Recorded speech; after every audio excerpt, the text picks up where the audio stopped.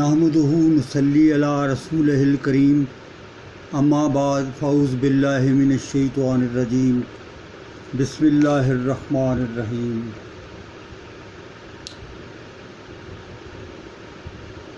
یہ قوانین زنا سے متعلق پہلی نشست ہے،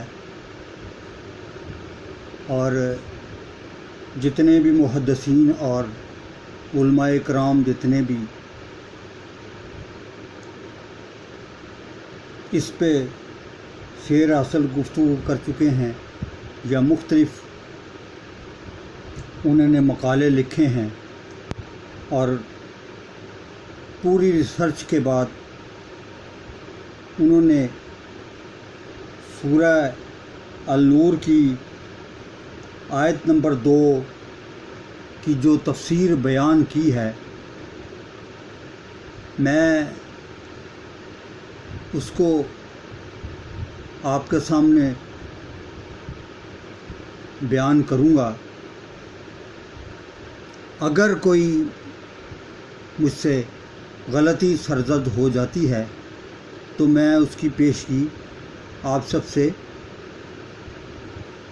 معذرت چاہوں گا، اور یہ خصوصی طور پر میں استدعا بھی کرتا ہوں کہ جتنے بھی مسلمان بہن بھائی بچے بچیاں ہیں وہ ان دونوں نشستوں میں جو گفتگو بیانیہ ہوگا اس کو بغور سنیں، اس پہ تفکر کریں، تاکہ ہمیں یہ معلوم ہو کہ دنیاوی معاملوں سے ہٹ کر اللہ تعالیٰ انسانی فلاح کے لیے کیا کچھ اس نے حدود مقرر فرمائی۔ تو سب سے پہلے میں تلاوت کرتا ہوں، اعوذ باللہ من الشیطان الرجیم بسم اللہ الرحمن الرحیم۔ الزانیۃ والزانی فاجلدوا کل واحد منہما مئۃ جلدۃ ولا تأخذکم بہما رأفۃ فی دین اللہ ان کنتم تؤمنون باللہ والیوم الآخر ولیشہد عذابہما طائفۃ من المؤمنین۔ اس کا ترجمہ کچھ یوں ہے، بدکاری کرنے والی عورت اور بدکاری کرنے والا مرد جب ان کی بدکاری ثابت ہو جائے تو دونوں میں سے ہر ایک کو 100 درے مارو، اور اگر تم اللہ تعالیٰ اور روز آخرت پر ایمان رکھتے ہو تو شرع خدا کے حکم میں تمہیں ان پر ہرگز ترس نہ آئے، اور چاہیے کہ ان کی سزا کے وقت مسلمانوں کی ایک جماعت موجود ہو۔ یہ تو تھا ترجمہ۔ اب جو مختلف تفاسیر سے اور احادیث سے جو چیز اخذ کی گئی ہے وہ میں آپ کے سامنے پیش کرتا ہوں۔ اس آیت میں صاف صاف حکم آیا ہے، زانیہ عورت اور زانی مرد دونوں میں سے ہر ایک کو 100 کوڑے مارو۔ قرآن مجید اور احادیث متواتر نے 4 جرائم کی سزا اور ان کا طریقہ خود متعین کر دیا ہے، کسی قاضی یا امیر یا کسی جج کی رائے پر نہیں چھوڑا۔ ان معینہ سزاؤں کو شریعت کی اصطلاح میں حدود کہا جاتا ہے۔ ان کے علاوہ باقی جرائم کی سزا کو اس طرح معین اور مقرر نہیں کیا گیا، بلکہ قاضی، جج یا امیر مجرم کی حالت اور حیثیت اور ماحول وغیرہ پر نظر کر کے جس قدر سزا دینے کو کافی سمجھے وہ سزا دے سکتا ہے۔ ایسی سزاؤں کو شریعت کی اصطلاح میں تعزیرات کہا جاتا ہے۔ شرعی حدود 4 ہیں: چوری، کسی پاک دامن عورت پر تہمت، شراب نوشی اور زناکاری۔ ان میں سے ہر جرم اپنی جگہ بڑا سخت اور دنیا کے امن و امان کو برباد کرنے والا اور بہت سی خرابیوں کا مجموعہ ہے، لیکن ان سب میں بھی زنا کے نتائج بد جیسے دنیا کے نظام انسانیت کو تباہ و برباد کرنے والے ہیں، وہ شاید کسی دوسرے جرم میں نہیں۔ زنا کا عام مفہوم جس سے ہر شخص واقف ہے یہ ہے کہ ایک مرد اور ایک عورت بغیر اس کے کہ ان کے درمیان جائز رشتہ زن و شو ہو، باہم مباشرت کا ارتکاب کریں۔ اس فعل کا اخلاقاً برا ہونا یا مذہباً گناہ ہونا یا معاشرتی حیثیت سے معیوب اور قابل اعتراض ہونا ایک ایسی چیز ہے جس پہ قدیم زمانے سے آج تک انسانی معاشرے متفق رہے ہیں، اور اس میں سوائے چند لوگوں کے جنہوں نے اپنی عقل کو اپنی نفس پرستی کے تابع کر دیا ہے، کسی نے آج تک اختلاف نہیں کیا۔ زنا کی حرمت پر متفق ہونے کے بعد اختلاف جس امر میں ہوا ہے وہ اس جرم کے قانوناً قابل سزا ہونے کا مسئلہ ہے، اور یہی وہ مقام ہے جہاں سے اسلام اور دوسرے مذاہب اور قوانین کا اختلاف شروع ہوتا ہے۔ جو معاشرے انسانی فطرت سے قریب رہے ہیں انہوں نے ہمیشہ زنا کو بجائے خود ایک جرم سمجھا ہے اور اس کے لیے سخت سزائیں رکھی ہیں، لیکن جوں جوں انسانی معاشرے کو تہذیب و تمدن خراب کرتا رہا گیا ہے، رویہ نرم ہوتا چلا گیا۔ اس معاملے میں اولین تصال یہ تھا کہ محض زنا، فورنیکیشن اور غیر عورت سے زنا، اڈلٹری میں فرق کر کے اول ذکر کو ایک معمولی سی غلطی اور صرف مؤخر الذکر کو مستوجب سزا قرار دیا گیا ہے۔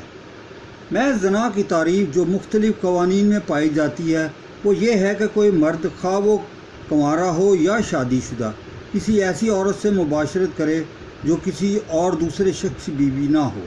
اس تعریف میں اصل اعتبار مرد کی حالت کا نہیں ہے بلکہ عورت کی حالت کا کیا گیا ہے۔ عورت اگر بے شوہر ہے تو اس سے مباشرت محض زنا ہے، قطع نظر اس سے کہ مرد بیوی رکھتا ہو یا نہ رکھتا ہو۔ قدیم مصر، بابل، عاشورہ اور ہندوستان کے قوانین میں اس کی سزا بہت ہلکی تھی۔ اس قاعدے کو یونان اور روم نے اختیار کیا اور اسی سے آخرکار یہودی بھی متاثر ہو گئے۔ بائبل میں یہ صرف ایک ایسا قصوہ ہے جس سے مرد پر محض مالی تاوان واجب آتا ہے۔ دراصل ان سب قوانین میں غیر عورت کے ساتھ زنا ہی اصلی اور بڑا جرم تھا۔ اس فعل کے جرم ہونے کی بنیاد یہ نہ تھی کہ ایک مرد اور عورت نے زنا کا ارتکاب کیا ہے، بلکہ یہ تھی کہ ان دونوں نے مل کر ایک تیسرے شخص کو اس خطرے میں مبتلا کر دیا ہے کہ اسے کسی ایسے بچے کو پالنا پڑے جو اس کا نہیں ہے۔ گویا زنا نہیں بلکہ اختلاط نسب کا خطرہ اور ایک کہ بچے کا دوسرے کے خرچ پر پلنا اور اس کا وارث ہونا جرم کی اصل بنیاد تھا، جس کی وجہ سے عورت اور مرد دونوں مجرم قرار پاتے تھے۔ مصریوں کے ہاں اس کی سزا یہ تھی کہ مرد کو لاٹھیوں سے خوب پیٹا جائے اور عورت کی ناک کاٹ دی جائے۔ قریب ایسی سزائیں بابل، عاشورہ اور قدیم ایران میں بھی رائج تھیں۔ ہندوؤں کے ہاں عورت کی سزا یہ تھی کہ اس کو کتوں سے پھڑوا دیا جاتا تھا اور مرد کی سزا یہ کہ اسے لوہے کے گرم پلنگ پر لٹا کر چاروں طرف آگ لگا دی جاتی تھی۔ یونان اور روم میں شروع میں ایک مرد کو یہ حق حاصل تھا کہ اگر وہ اپنی بیوی کے ساتھ کسی کو زنا کرتے دیکھ لے تو اسے قتل کر دے یا چاہے تو اس سے مالی تاوان وصول کر لے۔ پھر پہلی صدی قبل مسیح میں قیصر اگسٹس نے یہ قانون مقرر کیا کہ مرد کی آدھی جائیداد ضبط کر کے اسے جلا وطن کر دیا جائے اور عورت کا آدھا مہر ساقط اور اس کی تہائی جائیداد ضبط کر کے اسے بھی مملکت کے کسی اور دور دراز حصے میں بھیج دیا جائے۔ قسطنطین نے اس قانون کو بدل کر عورت اور مرد دونوں کے لیے سزائے موت مقرر کی۔ بادشاہ لیو اور مارسٹین کے دور میں اس سزا کو عمر قید میں تبدیل کر دیا گیا۔ یہودی قانون میں حکم تھا جو شخص دوسرے کی بیوی سے یعنی اپنے ہمسائے کی بیوی سے زنا کرے وہ زانی اور زانیہ دونوں ضرور جان سے مار دیے جائیں۔ یہ یعنی کہ جو کوٹیشن ہے یہ احبار سے ہے، لیکن حضرت عیسیٰ علیہ السلام کے عہد سے بہت پہلے یہودی علماء اور عمرا اور عوام سب اس قانون کو عملاً منسوخ کر چکے تھے۔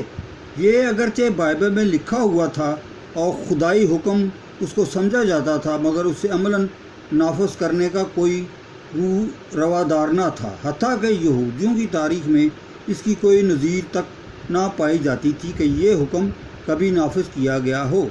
حضرت عیسیٰ علیہ السلام جب دعوت حق لے کر اٹھے اور علماء یہود نے دیکھا کہ اس سیلاب کو روکنے کی کوئی تدبیر کارگر نہیں ہو رہی، تو وہ ایک چال کے طور پر ایک زانیہ عورت کو آپ کے پاس پکڑ کر لائے اور کہا کہ اس کا فیصلہ فرمائیے۔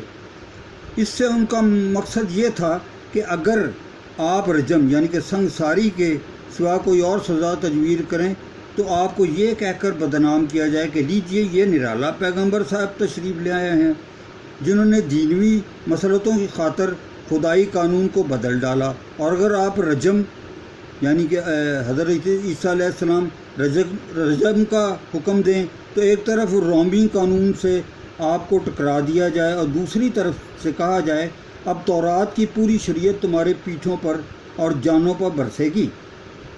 لیکن حضرت عیسیٰ علیہ السلام نے ایک ہی فکرے میں ان کی چال کو انہی پر الٹ دیا۔ آپ نے فرمایا تم میں سے جو خود پاک دامن ہو وہ آگے بڑھ کر اسے پتھر مارے۔ یہ سنتے ہی فقہ کی ساری بھیڑ چھٹ گئی، ایک ایک منہ چھپا کر رخصت ہو گیا اور حاملین شریعت کی اخلاقی حالت بالکل برہنہ ہو کر رہ گئی۔ پھر جب عورت تنہا کھڑی رہ گئی تو آپ یعنی کہ حضرت عیسیٰ علیہ السلام نے اسے نصیحت فرمائی اور توبہ کرا کے رخصت کر دیا۔ حضرت عیسیٰ کے اس واقعے سے اور آپ کے چند اور متفرق اقوال سے جو مختلف مواقع پر آپ نے ارشاد فرمائے، عیسائیوں نے غلط استنباط کر کے یعنی کہ غلط معنی کر کے زنا کے جرم کا ایک اور تصور قائم کر لیا۔ ان کے ہاں زنا اگر غیر شادی شدہ مرد غیر شادی شدہ عورت سے کرے تو یہ تو گناہ ہے، مگر جرم مستوجب سزا نہیں ہے۔ اگر فعل کا کوئی ایک فریق خواہ وہ عورت ہو یا مرد، شادی شدہ ہو یا دونوں شادی شدہ ہوں تو یہ جرم ہے، مگر اس کو جرم بنانے والی چیز دراصل عہد شکنی ہے، نہ کہ محض زنا ہے۔ ان کے نزدیک جس نے بھی شادی شدہ ہو کر زنا کا ارتکاب کیا وہ اس لیے مجرم ہے کہ اس نے اس عہد وفا کو توڑ دیا جو قربان کا کے سامنے اس نے پادری کے توسط سے اپنی بیوی یا اپنے شوہر کے ساتھ باندھا تھا۔